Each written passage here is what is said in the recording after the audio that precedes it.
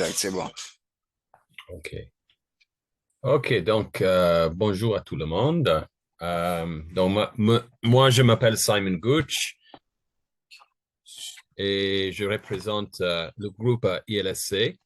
Donc, tout d'abord, ce qui est très important à comprendre aujourd'hui, le thème de notre présentation aujourd'hui, vous entendez? Il y a quelqu'un qui n'entend rien. Ok, vous pouvez continuer, je vais donner les instructions. OK, c'est bon pour tout le monde?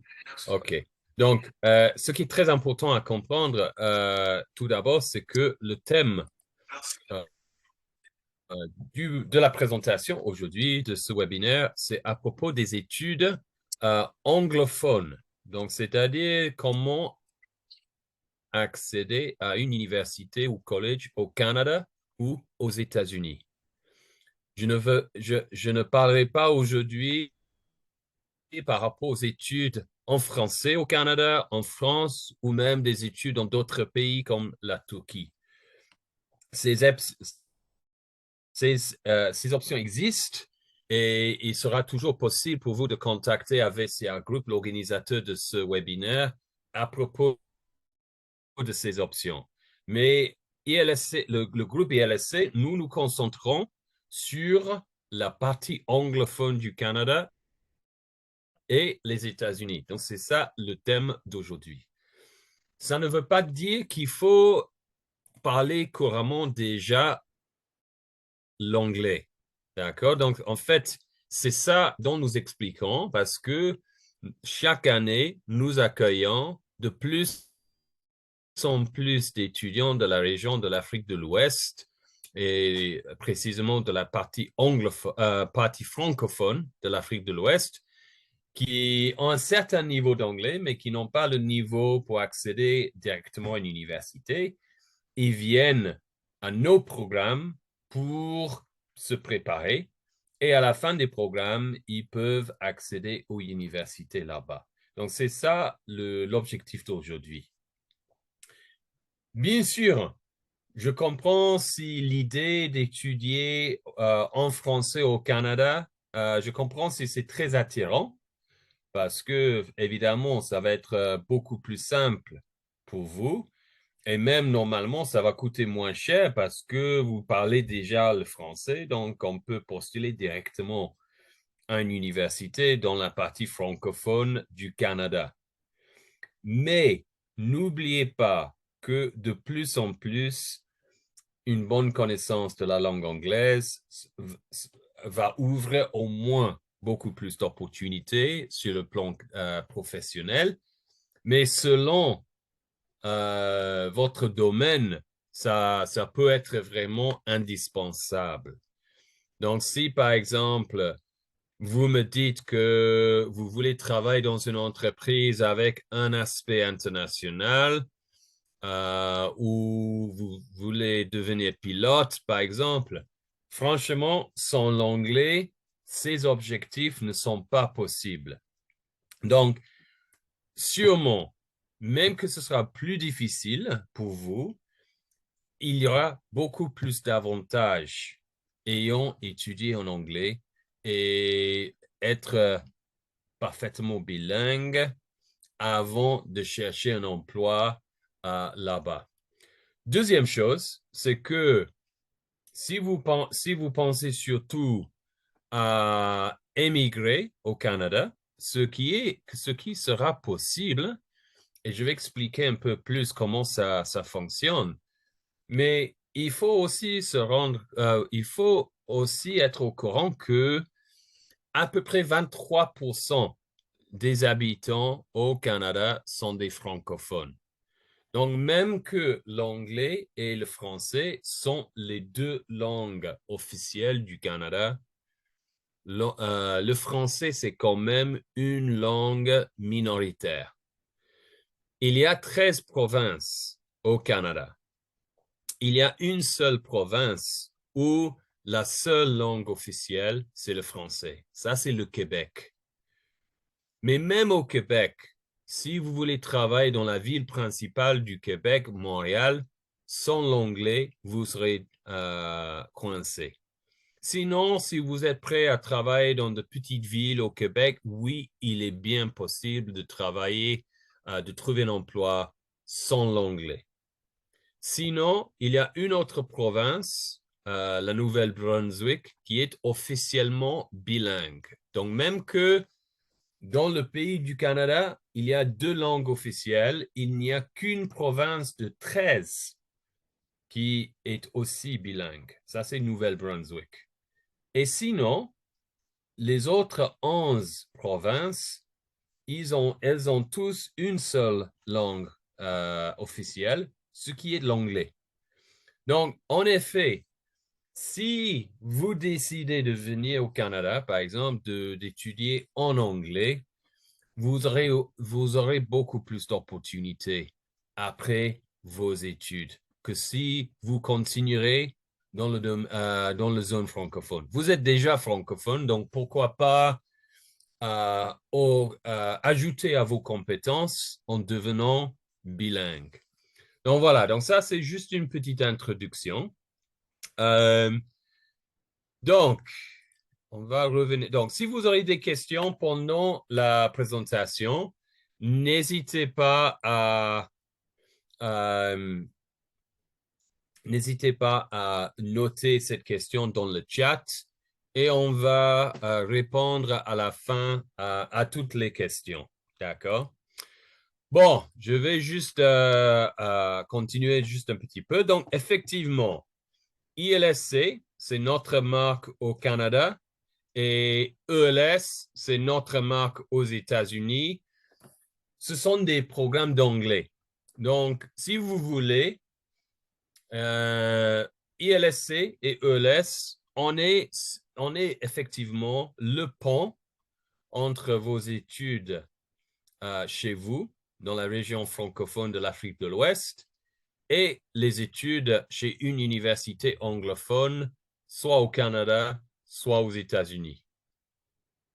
Il y a peut-être certains aujourd'hui qui ont déjà un très bon niveau d'anglais. Peut-être vous êtes allé étudier l'anglais au Ghana pendant plusieurs mois. Dans ce cas, félicitations. Si vous avez déjà passé un examen d'anglais comme le TOEFL ou IELTS et vous avez un bon score, dans ce cas, ces cours de langue ne sont pas obligatoires et on peut vous aider à accéder directement à une université. D'accord? Mais pour la plupart de vous, j'imagine que vous avez un certain niveau d'anglais. Vous aurez suivi des cours de langue au lycée, peut-être même au collège, peut-être aussi à l'université si vous êtes déjà à ce niveau-là.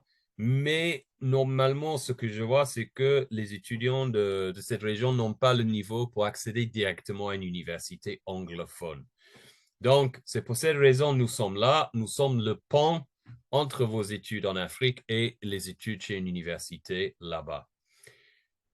Nous disposons de 15 centres de langue, 3 au Canada, dans les 3 villes principales, Toronto, Vancouver et Montréal, et puis une douzaine aux États-Unis, dont la plupart se trouvent sur les campus universitaires, ce qui donne la possibilité de, en même temps que vous vous habituez à comment ça fonctionne sur un campus là-bas, vous aurez la possibilité, pendant vos cours de langue, d'échanger en même temps avec les étudiants américains d'à peu près le même âge.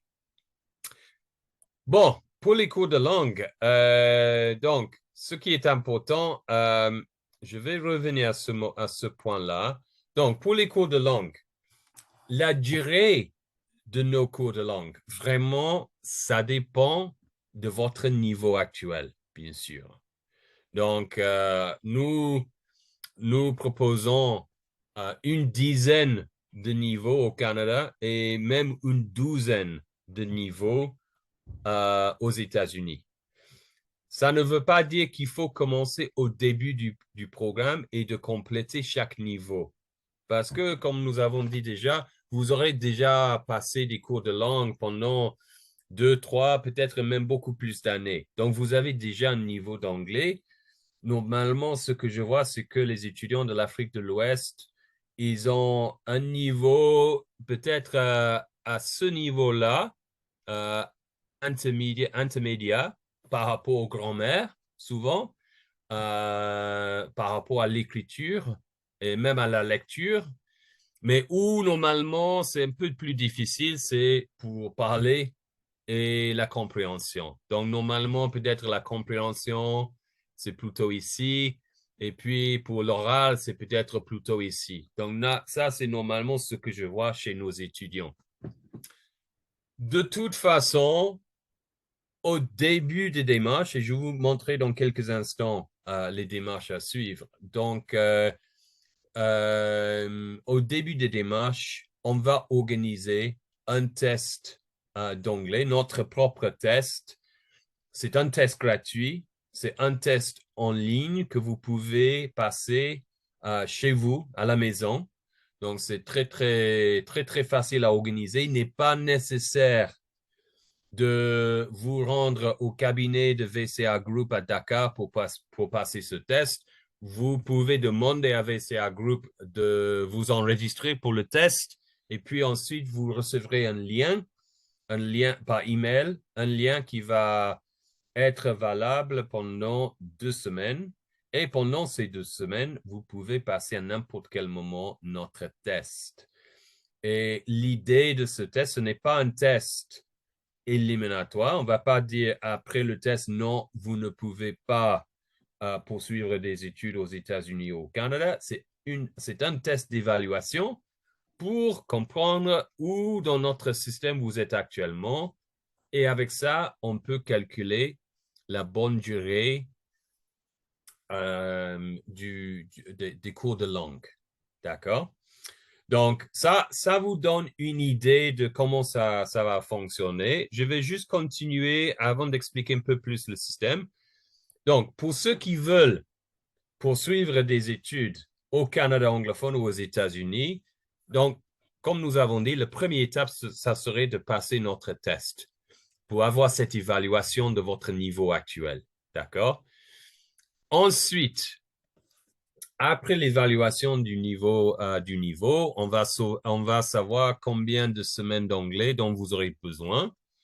Ensuite, on doit choisir ensemble la bonne institution pour vous. Donc, c'est-à-dire la bonne université ou collège où vous continuerez vos études académiques après avoir obtenu le bon niveau d'anglais. Donc, pour vous aider à choisir la bonne institution, on aura besoin de plusieurs renseignements. Bien sûr, on doit savoir quel domaine d'études vous intéresse, donc quelle filière. Ça, c'est la première chose. Deuxième chose, on aura besoin d'évaluer vos bulletins de notes parce que chaque institution là-bas a ses propres exigences par rapport à la note moyenne. Donc, on doit bien comprendre votre note moyenne pour pouvoir proposer des universités ou colleges où, à notre avis, vous serez admissible. Donc, normalement, on va demander les 3 dernières années de bulletin. Donc, si vous êtes actuellement en licence 3, par exemple, on va demander les 2 années de la licence que vous avez déjà complétées. Et puis, en plus, normalement, le relevé du bac. Si vous êtes en année terminale, on va demander l'année seconde, l'année première. Si vous avez déjà le premier trimestre de l'année terminale, ça aussi serait utile. Donc, ce sera comme ça. Bien sûr, si vous avez des préférences personnelles ou géographiques, peut-être vous avez un oncle qui habite à Cincinnati dans l'État d'Ohio aux États-Unis. Donc, vous savez que si vous pouvez trouver une institution à côté, vous n'aurez pas de frais d'hébergement à payer. Donc, bien sûr, on comprend de tels cas comme ça. Donc, si vous avez, c'est important à noter ça au début de démarche. Et enfin, et franchement, c'est le critère le plus important, c'est quoi le budget? Le budget. Donc, votre sponsor, normalement, votre sponsor, ce sera vos parents. Votre sponsor est prêt à consacrer quelle somme d'argent envers vos études à l'étranger. Parce que, comme je vais vous montrer maintenant, il y a vraiment une grande fourchette de budget parmi les universités et colleges au Canada et aux États-Unis. Ce n'est pas le cas que les tarifs sont pareils dans chaque institution. Donc, on doit comprendre plus ou moins votre budget pour faire des propositions qui conviennent à votre budget, qui conviennent à vos notes et où votre filière sera disponible. D'accord? Donc, ça c'est la deuxième étape. OK? Je vais revenir, mais avant ça, je vais expliquer un peu les frais. Donc, par rapport aux frais, comme j'ai dit, vraiment, les frais, le frais de scolarité, ça peut beaucoup varier d'une institution à une autre. Bien sûr, en général, étudier au Canada ou aux États-Unis, ça va coûter beaucoup plus cher que chez vous. Mais il y a des raisons pour ça. La qualité des études sera beaucoup plus élevée. La qualité des équipements, c'est complètement autre chose. Et bien sûr, l'idée, c'est qu'à la fin de vos études ici, vous aurez un diplôme qui sera mondialement reconnu. D'accord? Donc, j'ai donné quelques exemples des fourchettes du budget. Si on commence aux États-Unis, en effet, on a deux types d'institutions. On a les community colleges et on a les universités. Les community colleges sont publics. Les universités, elles peuvent être publiques ou privées. D'accord? Il est très important à comprendre, une institution publique en Amérique du Nord, ça ne veut pas dire que c'est gratuit. Et ce n'est même pas gratuit pour les étudiants américains ou canadiens. D'accord? Donc, tout le monde paye leurs études aux États-Unis ou au Canada. Ça, c'est la réalité du système. Donc, si vous me posez la question, est-ce que je peux obtenir une bourse à 100%?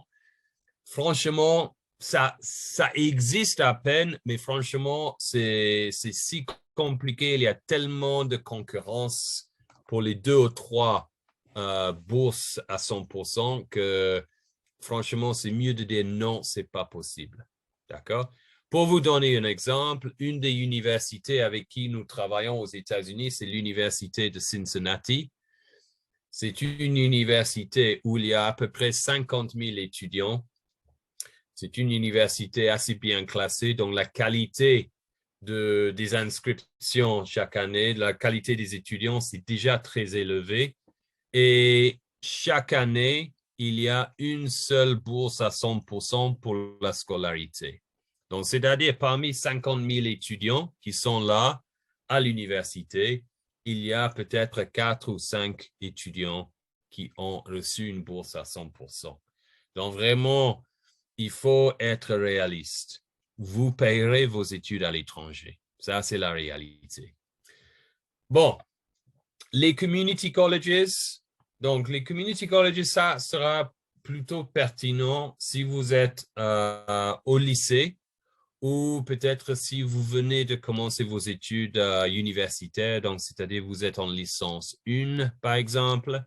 Parce que normalement, un community college, ça représente Bac+1 et Bac+2.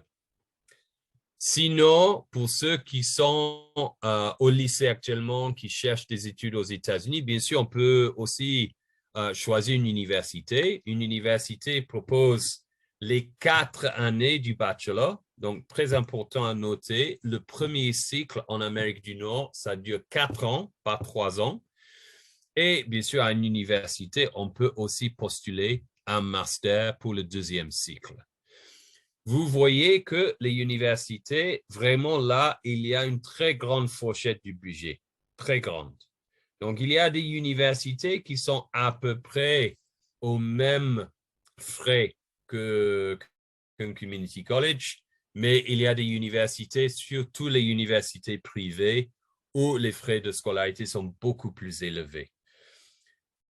ça, c'est très important parce que souvent, je reçois des questions. Bon, est-ce que je peux bénéficier d'une bourse à 50%, par exemple? Et toujours dans ce cas, ma réponse, c'est que franchement, ce n'est pas la bonne question à poser. Parce que si on imagine qu'une université à 50 000 $ va proposer une bourse à 50%, ça veut dire quand même que les frais de scolarité seront à 25 000 $. Et par contre, comme nous voyons, il y a des universités, même sans bourse, qui commencent à partir de 10 000 $. Donc, il est très important à comprendre que oui, il y a beaucoup de bourses disponibles aux États-Unis, surtout, et surtout au premier cycle, mais ce n'est pas forcément la meilleure option pour vous. Donc, plutôt que de parler avec vous pour vous garantir une bourse à 30%, à 40%, à 50%, nous préférons comprendre votre budget et puis, selon vos notes, on va rechercher des options qui, à notre avis, conviennent au budget et à vos notes. Et ça peut être peut-être on va proposer des options avec des bourses, peut-être aussi des options sans la bourse. Donc, il faut comprendre que les bourses ne sont pas toujours l'option la moins chère. Je sais que peut-être c'est pas trop logique selon le système chez vous, mais c'est le cas aux États-Unis ou au Canada. Donc, autre chose, comme j'ai expliqué, le premier cycle, ça dure 4 ans. Ça veut dire que quelqu'un qui a complété la licence, à ce moment-là, vous avez Bac plus 3. Et en général, Bac plus 3 ne suffit pas pour accéder à un master. Il y a certaines exceptions, donc plutôt dans les domaines comme business, la gestion, la commerce, le marketing, des domaines comme ça. Il y a certaines universités qui acceptent une licence de 3 ans, mais en général, si vous avez une licence chez vous et vous voulez aller aux États-Unis, normalement, dans ce cas, je dirais, c'est mieux de continuer vos études chez vous pour obtenir le master chez vous et puis ensuite de postuler un master là-bas. Sinon, pour ceux qui ont une licence ou qui sont actuellement en 3e année de la licence et qui ne veulent pas continuer les études chez vous, l'option qu'on peut proposer sera plutôt ciblée vers le Canada. Donc, au Canada, vous notez j'ai identifié 3 types d'institutions. Notre session aujourd'hui, je ne vais pas parler à propos des collèges privés, même que c'est une option qui est beaucoup moins coûteuse.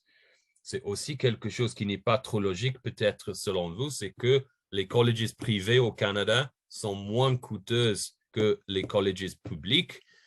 Mais pour ceux qui veulent vraiment bénéficier des études un peu moins coûteuses au Canada et qui ont l'objectif surtout de rentrer après ces études en Afrique, on va organiser demain après-midi une session qui explique un peu le système de colleges privés. Mais il faut comprendre que pour ceux qui veulent émigrer au Canada, pour ceux qui veulent bénéficier des opportunités de travail après les études, il faut plutôt choisir un collège public ou une université. Donc, on va concentrer aujourd'hui sur ces 2 options. Vous voyez que, un peu comme aux États-Unis, les colleges en général, ça coûte moins cher que les universités.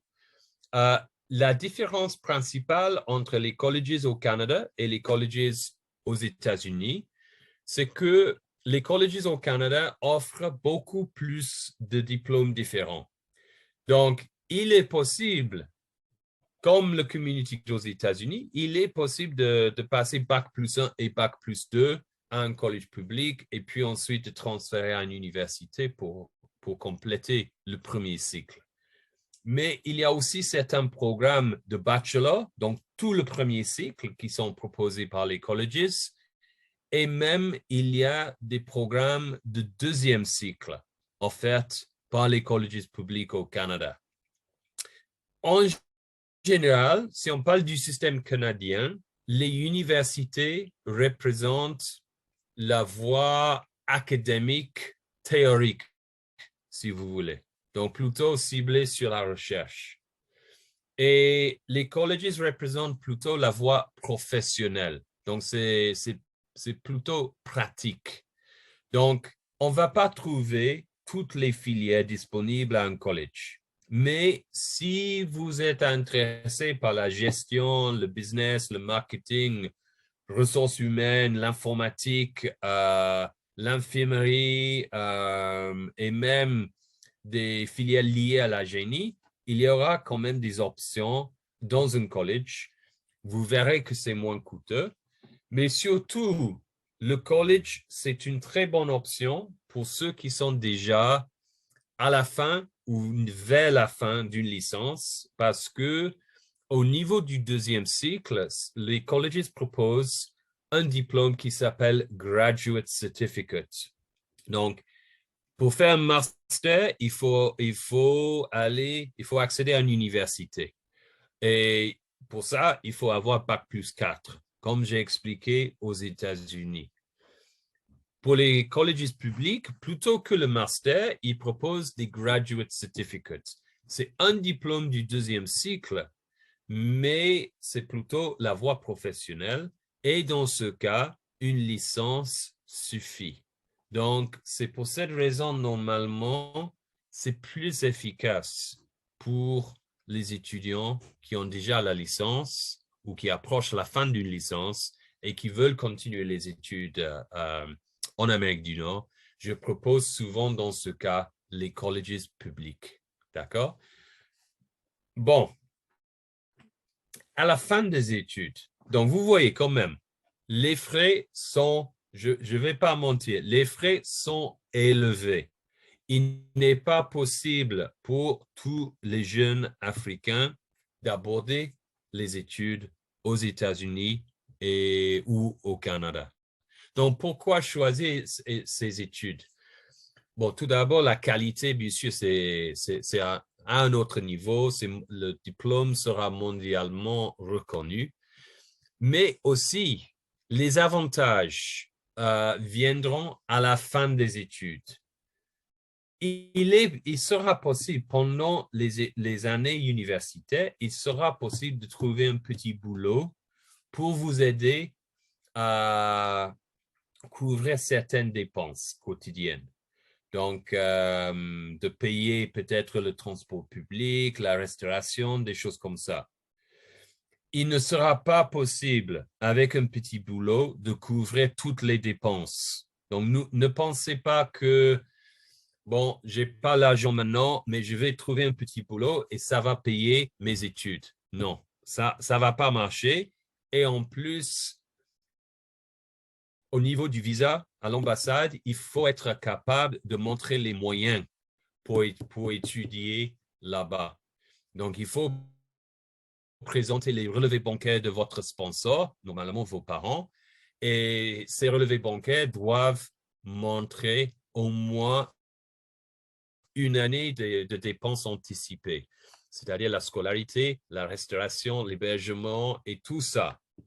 Donc, un petit boulot, ça peut vous aider sur place, ça peut alléger un peu les demandes sur votre sponsor, mais les vrais avantages viendront à la fin des études quand vous serez diplômé parce que chaque étudiant étranger qui vient aux États-Unis ou au Canada aura le droit de rester pendant une certaine période de temps à la fin des études pour travailler dans le même domaine des études, pour gagner de l'expérience professionnelle et en même temps, on sera rémunéré. Donc, ça est rémunéré avec un salaire américain ou canadien. Donc, c'est-à-dire un salaire qui sera beaucoup plus élevé que chez vous. Donc, c'est là les avantages. Donc, il y a quand même un gros investissement à faire au début, mais il y aura quand même des opportunités pour voir un retour sur cet investissement immédiatement à la fin des études.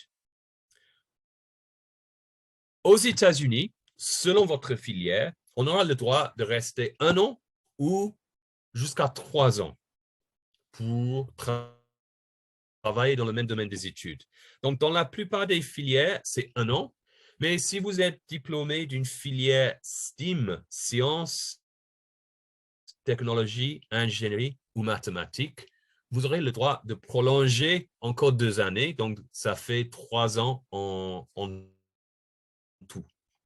Au Canada, si vous avez suivi des études universitaires pendant au moins 2 années académiques, normalement, vous recevrez un visa de travail qui va durer 3 ans. Peu importe la filière. Donc, c'est vraiment, toutes les filières, c'est la même chose. En plus, le Canada a besoin d'immigrants. C'est un très grand pays avec une relativement petite population. Le Canada, c'est plus grand que les États-Unis par rapport à la surface. Mais le Canada n'a que 10% de la population américaine. Donc, le Canada est ouvert à l'immigration. Et pendant cette période de 3 années, quand on a un visa de travail, il est possible de postuler à la résidence permanente. Et là, dans ce cas, vous pourrez rester à long terme au Canada. La résidence permanente n'est pas garantie, mais quand même, il y a vraiment des opportunités. Mais aussi, c'est aussi une raison pour choisir cette option d'étudier en anglais. Le pays, comme j'ai dit, le Canada, c'est un pays officiellement bilingue. Donc, si vous êtes capable de parler couramment les 2 langues officielles, ça sera déjà un atout quand vous postulez à la résidence permanente. Ça compte. Donc, si vous ne parlez que le français, je ne dis pas que c'est impossible de postuler à la résidence permanente, mais vous serez avantagé si vous êtes bilingue. Donc, une autre raison pour choisir les études en anglais. Donc, j'espère que ça vous a donné un peu de renseignements à propos du système là-bas et aussi à propos des frais de scolarité. Donc, on va retourner à ce page-là. Donc, comme j'ai expliqué, avant même de déposer le visa, on va choisir ensemble une université ou collège qui répond à vos critères. Donc, c'est-à-dire le budget, vos notes, filières et préférences personnelles. On va postuler à cette institution pour obtenir ce qu'on appelle une admission conditionnelle. Une admission conditionnelle, ça veut dire que vous êtes admis académiquement, mais il reste une condition à satisfaire. Normalement, ça veut dire que vous n'avez pas le niveau d'anglais et c'est ça que vous devez achever pour pouvoir commencer les études chez cette institution. D'accord? Donc, l'idée quand même, c'est que quand vous irez à l'ambassade pour déposer votre dossier du visa, vous aurez les 2 admissions. Une admission pour les cours de langue et puis une admission conditionnelle pour la suite, pour les études académiques. C'est vrai que organiser ces 2 lettres d'admission, ça prend beaucoup plus de temps que d'organiser une admission pour les cours de langue. Une admission pour les cours de langue, ça prend 24 à 48 heures. C'est très rapide. Une admission conditionnelle d'une université ou un collège, ça va prendre à partir de 2 mois jusqu'à 2, parfois même 3 mois. D'accord? Donc, ça va prolonger la durée des démarches. Mais en présentant les 2 admissions, vous augmenterez vos chances du visa. Donc, on est vraiment contre l'idée de postuler au visa uniquement avec l'admission pour les cours de langue parce que ça diminue beaucoup les chances du visa. Donc, c'est pour cette raison que même que ça, peut-être vous serez un peu frustré, vous voulez accélérer les démarches, c'est la réalité. On veut que vous obtiendrez le visa. Et ne pensez pas que il y a une date limite comme il y a souvent chez vous. Ce n'est pas le cas en Amérique du Nord qu'il y a une seule rentrée en septembre et que si on rate cette rentrée, on doit obligatoirement attendre une année pour commencer les études. Chez les universités et les colleges aux États-Unis et au Canada, il y a normalement au moins 2 et parfois jusqu'à 4 rentrées chaque année. Pour nos cours de langue, il y a une rentrée toutes les 4 semaines, donc chaque mois. Donc, on peut facilement continuer à... Donc, vous pouvez nous contacter à n'importe quel moment, peu importe. On va être capable de vous aider à postuler, obtenir des admissions et quand vous aurez le visa, vous pourrez commencer les cours de langue dans le mois qui suivit. D'accord? Donc, ce n'est pas le cas qu'il y a la rentrée de septembre et sinon, on doit attendre une année. D'accord? Enfin, vous avez le visa. Félicitations. Vous venez au Canada ou aux États-Unis pour suivre nos cours de langue. Quand vous aurez obtenu le bon niveau d'anglais, donc à ce moment-là, vous présenterez notre certificat à l'université ou au collège d'où vous avez déjà organisé l'admission conditionnelle et puis vous pourrez commencer les études académiques. Ça, c'est très important. On a déjà parlé un petit peu des examens IELTS et TOEFL et maintenant aussi un examen qui est très populaire, Duolingo. Ce sont des examens d'anglais qui sont reconnus par les universités, mais aussi nous disposons d'un réseau de plus que 600 universités partenaires qui acceptent nos certificats, notre certificat ILSC ou notre certificat ELS. Donc, si vous venez étudier l'anglais chez nous, vous complétez notre programme, notre certificat remplace IELTS, TOEFL ou Duolingo. Vous n'aurez pas besoin de passer un de ces 3 examens. D'accord? Donc, ça aussi, c'est un avantage pour vous. Et voilà, donc, c'est ça le système chez nous. OK? Une dernière chose à noter, c'est que nous proposons aussi des cours d'anglais en ligne. Donc, il est possible soit de commencer vos études chez vous, soit de faire toutes les cours d'anglais chez vous pour économiser un petit peu. Les cours en ligne sont moins coûteux que les cours sur place. La scolarité, c'est moins coûteuse, mais aussi vous n'aurez pas besoin de payer l'hébergement, la restauration parce que vous serez chez vous. Mais bien sûr, n'oubliez pas que étudier en ligne, ça va prendre plus de temps. C'est moins efficace parce que même que nos cours d'anglais sont avec des professeurs américains ou canadiens et vous serez avec des étudiants qui viennent d'un peu partout. Donc, ce ne sont pas tous les étudiants francophones dans la salle virtuelle, mais la réalité, c'est que vous habitez dans une zone francophone. Donc, dès que vous aurez fini les cours, la journée, normalement, à ce moment-là, l'anglais, c'est fini et vous serez en famille ou vous passerez du temps avec des amis et donc, vous recommencerez à parler en français. Et par contre, si vous venez sur place aux États-Unis ou au Canada pour les cours de langue, oui, vous serez mélangé avec les étudiants d'un peu partout, comme avec la salle virtuelle. Mais ce qui est important, c'est que quand vous sortez de la salle de classe, vous serez toujours dans un environnement anglophone. Si vous voulez acheter le déjeuner au cafétéria, il faudra parler en anglais. Et c'est cette expérience-là, ce qu'on appelle l'immersion totale, qui va accélérer l'apprentissage de la langue.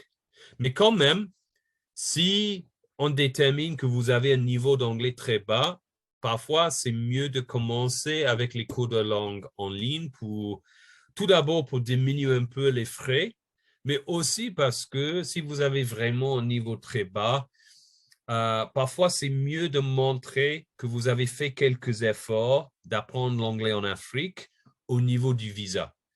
Donc, si vous pouvez montrer, bon, j'ai déjà complété 3 niveaux en ligne chez moi et maintenant, je veux aller au Canada ou aux États-Unis pour compléter le programme.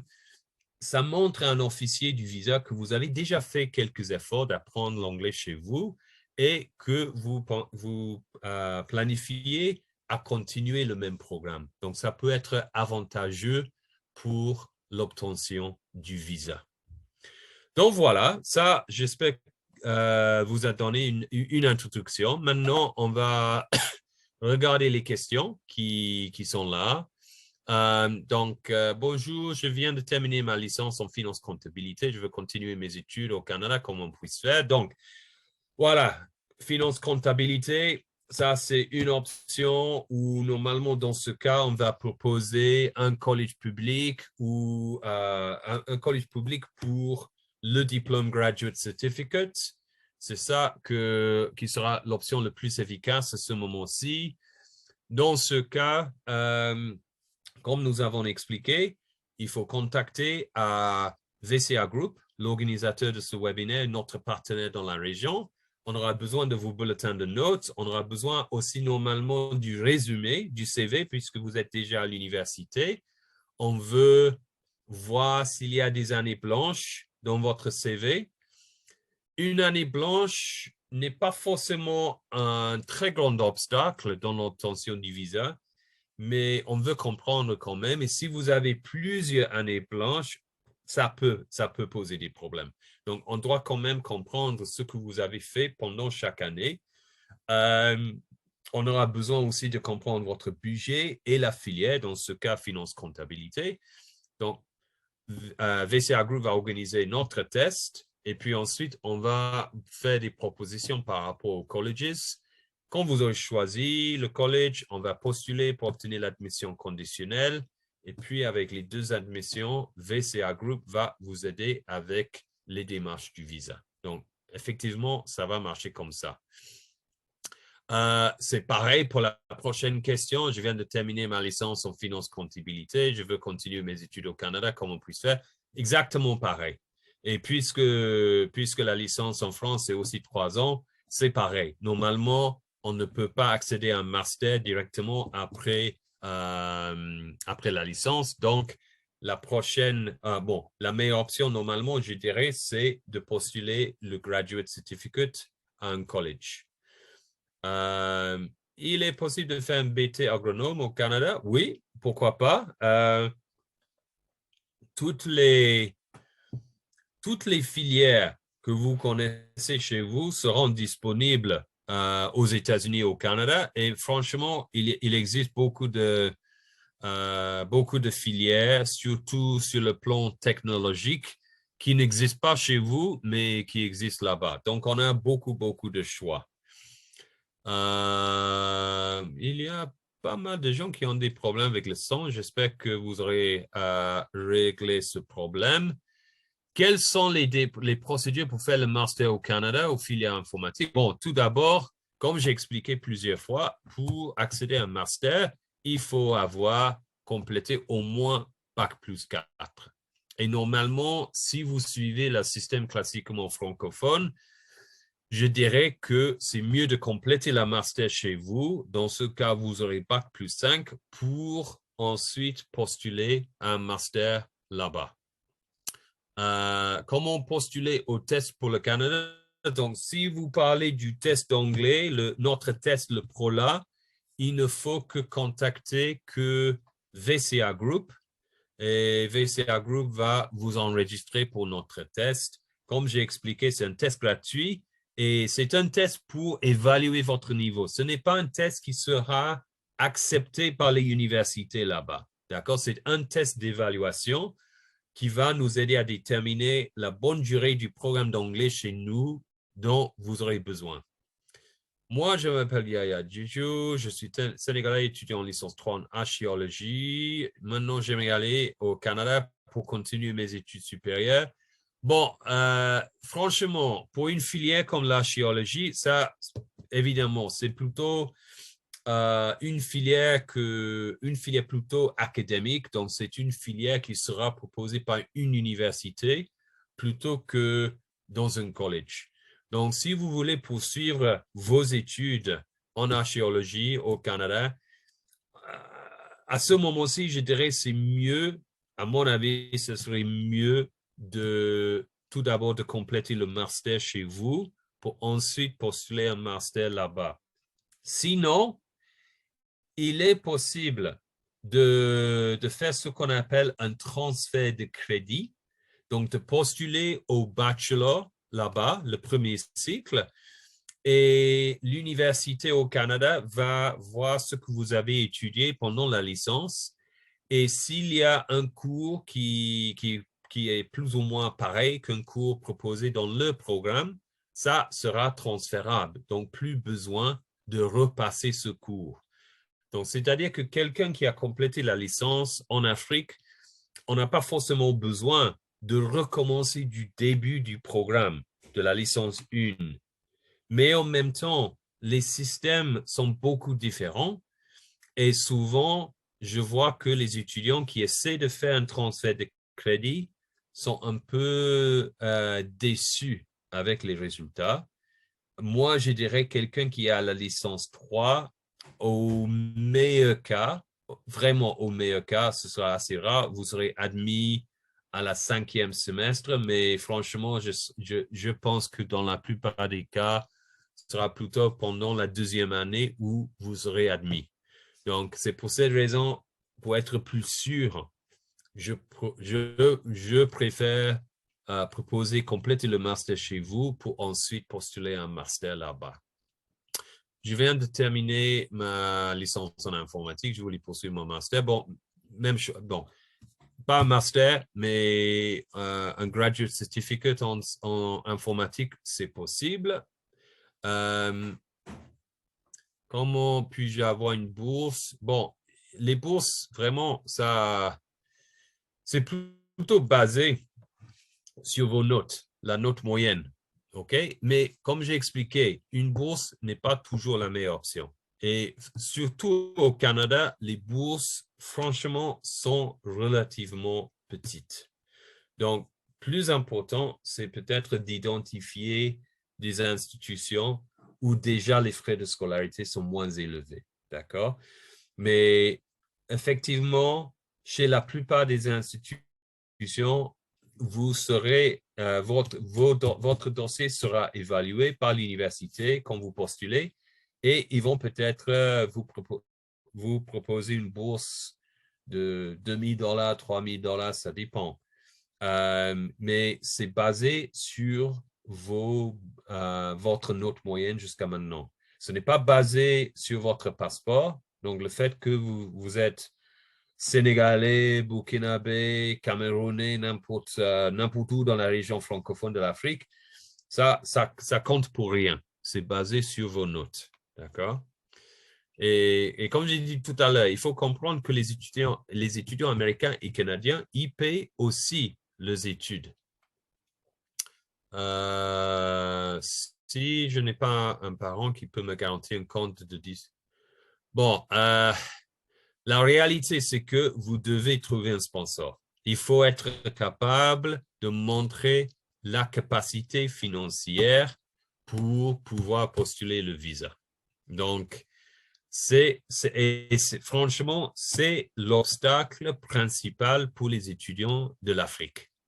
Mais la réalité, c'est que si vous n'avez pas, c'est comme j'ai dit tout à l'heure, il est sûrement le cas que la plupart des étudiants africains qui veulent poursuivre les études aux États-Unis ou au Canada n'auront pas cette option parce que les finances, les moyens simplement ne sont pas là.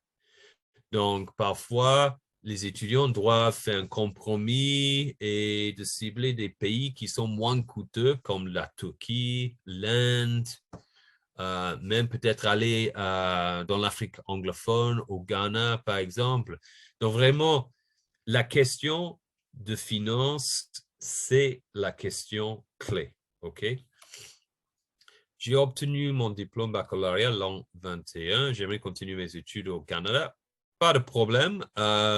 Juste dans ce cas, j'aimerais savoir ce que vous avez fait depuis 21, parce que ça fait presque 2 ans depuis l'obtention du bac. Donc, peut-être vous avez déjà commencé les études universitaires. Peut-être vous avez fait un stage ou vous êtes en emploi. Donc, on devra quand même comprendre ce que vous avez fait parce que, comme j'ai expliqué, 1 année blanche, 2 années blanches, ça peut bloquer le visa. Donc, on doit comprendre ce que vous avez fait pendant cette période-là. Je faisais une formation en anglais aussi. Je fais sur le site Duolingo. Super. Donc, déjà, si vous avez fait des efforts comme ça va vous aider. Peut-être, selon votre niveau, si vous êtes capable d'obtenir un bon score sur Duolingo, on peut même regarder une admission directe à un collège ou université. Mais sinon, le fait que tu as fait déjà des efforts à apprendre l'anglais, ça va au moins diminuer la durée des cours de langue chez ELS ou ILSC. Donc ça, c'est déjà un bon départ.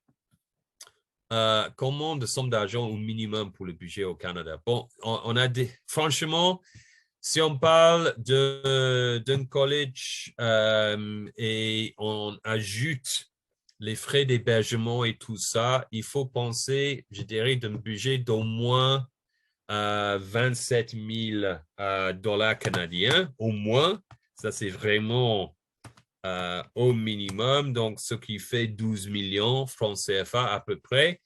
Normalement, moi, je dirais qu'il faut être capable de montrer au moins 15 et idéalement au moins 20 millions francs CFA sur un compte ou sur 2 comptes bancaires. D'accord? Et on n'est pas fixé sur un seul sponsor. On peut identifier 1, 2, 3 sponsors, mais il est important de choisir, si possible, les sponsors qui ont le lien le plus proche de vous. Donc, l'idéal, ce sont les parents. C'est toujours facile pour les officiers du visa à comprendre pourquoi les parents veulent vous aider. Déjà, avec des tantes, des oncles, ça peut être un peu plus compliqué parce que dans la tête de l'officier du visa, il va poser, mais votre oncle, il aura des enfants sûrement. Et sa priorité, normalement, sera dans ce cas de financer ses propres enfants plutôt que son neveu ou nièce. Donc déjà, ça peut être un peu plus difficile. Donc, choisissez très, très soigneusement vos sponsors. Et bien sûr, VCA Group sera là, sera disponible pour vous conseiller sur ce point aussi. J'aimerais savoir les exigences pour la demande de visa au Canada. J'aimerais vraiment partir au Canada pour augmenter mes compétences. Bon, là, comme j'ai dit, il faut avoir une admission. Donc, ça, c'est le boulot de nous et de VCA Group. Donc, on travaille comme partenaire pour vous aider avec les lettres d'admission. Donc, tout d'abord, il faut être capable de montrer une lettre d'admission pour postuler un visa d'étudiant. On doit être capable de montrer les moyens, donc les relevés bancaires d'un sponsor. On doit présenter le visa. Et selon le système de l'ambassade canadienne, il y aura la lettre de motivation, c'est aussi très importante. Donc, ça donne la possibilité à un étudiant de bien expliquer son plan d'études et surtout d'expliquer son projet après les études. Donc, ça, vraiment, la lettre de motivation, c'est vraiment un document très important pendant les démarches du visa. Mais à travers VCA Group, ils seront là pour vous aider à chaque étape de ces démarches. Donc, bon, on a déjà répondu à cette question, combien il faut avoir un minimum. Moi, je dirais au moins 15 millions francs CFA, mais idéalement plus que ça. Je suis nouvellement étudiant en droit, j'aimerais continuer mes études au Canada. OK, le droit, c'est toujours quelque chose d'intéressant parce que c'est quoi l'objectif après?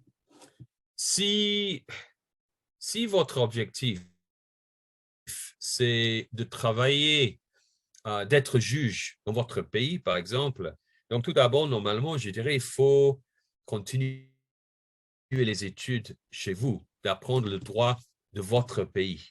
Et puis, à un moment plus tard, on peut aller pour faire peut-être un programme en droit international, en droit commercial, selon vos entrées, des choses comme ça. Donc, avec le droit, puisque le droit, c'est différent dans chaque pays du monde, je veux toujours comprendre c'est quoi exactement l'objectif. En principe, c'est possible, mais je veux quand même comprendre c'est quoi l'objectif par rapport à la carrière, parce que c'est pas forcément la meilleure option d'aller directement après une licence pour continuer les études à l'étranger.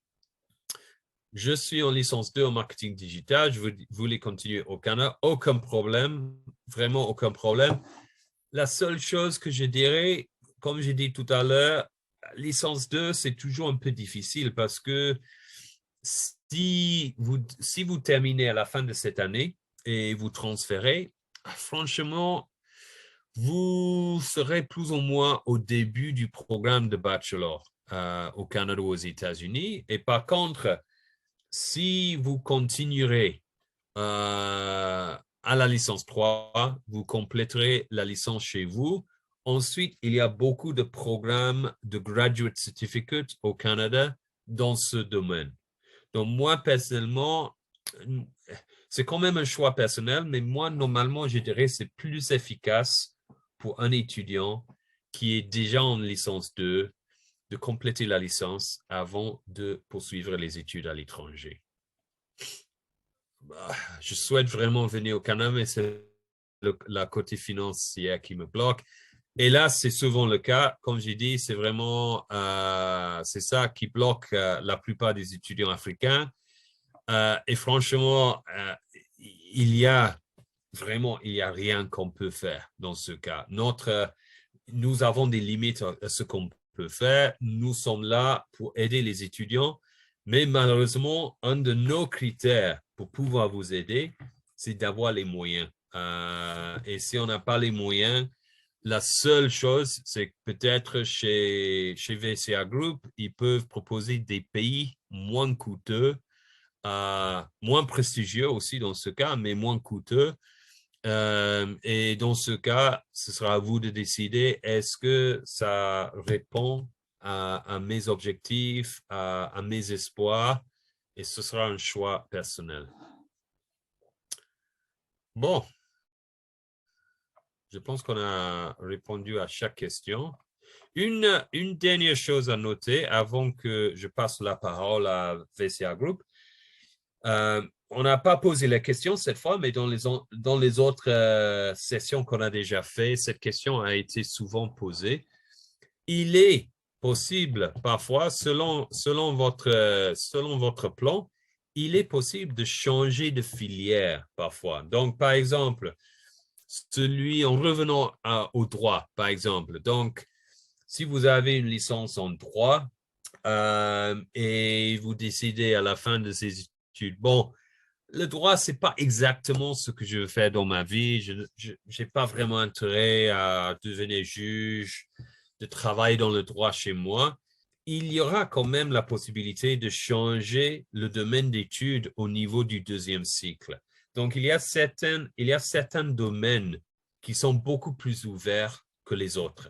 Donc, on parle surtout des domaines comme la gestion, la commerce, le marketing, ce genre de domaine, il n'est pas forcément le cas qu'il faut avoir suivi ces filières au niveau du premier cycle pour pouvoir accéder à un programme du deuxième cycle dans ces filières. D'accord? Donc, il y a un peu de flexibilité quand même. Et voilà, je passe la parole à VCA Group. Voilà, merci beaucoup à M. Simon pour la présentation. Donc, je pense que les informations étaient bien saisies. Maintenant, par rapport aux candidats qui ont des questions particulières, des questions assez spécifiques par rapport à leur cas, je vais exposer également donc un numéro que vous pourrez en faire une capture d'écran et vous pourrez nous contacter après la présentation de Monsieur Butch. Comme ça, on pourra également vous prendre en charge. À noter que la présentation ici n'était ciblée que sur la partie anglophone du Canada, c'est-à-dire tout ce qui concerne donc ILSC ou ELS, oui, Greystone aussi. Voilà donc raison pour laquelle on n'a pas touché les zones francophones parce que Monsieur Butch n'intervient pas dans ce sens-là. Maintenant, je vais partager l'écran et vous exposer donc le numéro que vous pourrez en faire une capture d'écran et vous pourrez nous recontacter. À noter également qu'on pourra vous assister par rapport à tout ce qui concerne donc les autres destinations aussi, que ce soit à la France, etc., ou bien le Canada francophone simplement. Donc, vous avez le numéro actuellement sur votre écran. Peut-être je vais laisser ça, l'écran comme ça, mais peut-être avant de fermer la présentation, si monsieur Butch a un dernier mot, un dernier conseil à prodiguer. De mon côté, pas vraiment. Sauf juste de répéter ce que j'ai dit au début, c'est que vous êtes déjà francophone, donc c'est pour cette raison que c'est pour cette raison que je pense vraiment, surtout pour ceux qui veulent soit travailler dans une entreprise avec un aspect international, soit ceux qui veulent cibler l'immigration au Canada, l'anglais, vraiment, dans ce cas, sera avantageux, sinon indispensable. Et donc, c'est pour cette raison qu'on a parlé aujourd'hui précisément du zone anglophone du Canada et des États-Unis. La réalité, c'est que de plus en plus, dans tous les domaines, même, l'anglais devient la langue à peu près officielle quand on veut échanger avec des travailleurs, des ouvriers d'autres pays. Donc voilà, c'est ça vraiment le message clé. Et puis deuxièmement, oui, c'est vrai que étudier au Canada et aux États-Unis, ce n'est pas un cadeau, on comprend ça. Il faut vraiment bien réfléchir, discuter avec votre sponsor par rapport aux frais. Est-ce qu'il y a vraiment le budget? Mais quand vous aurez répondu à cette question et si vous êtes convaincu que oui, les moyens sont là, le partenariat entre VCA Group et le CELS sera là pour vous aider à achever cet objectif. J'ai vu une dernière question. J'ai la licence en informatique. Est-ce que je peux changer faire gestion? Oui, sûrement, c'est possible. D'accord. Et voilà. Merci. Sinon, merci beaucoup pour votre attention. J'espère que ça vous a donné quelques renseignements, même quelques inspirations. Voilà, merci beaucoup, monsieur Butch, et merci également à tout le monde d'avoir prêté vraiment attention à cette présentation. Et voilà, en espérant que vous pourrez donc nous recontacter très bientôt. Donc, nous restons à disposition afin que vous puissiez donc avoir toutes les informations nécessaires. Donc voilà, monsieur Butch, nous vous remercions d'avoir encore été une fois présent et on vous souhaite de passer Je vous en prie. une excellente fin de journée et espérons voilà, nous revoir très bientôt. Au revoir à tout le monde aussi. Ouais. Merci à tous et bonne fin de journée. Merci Au beaucoup. revoir. Merci. Merci.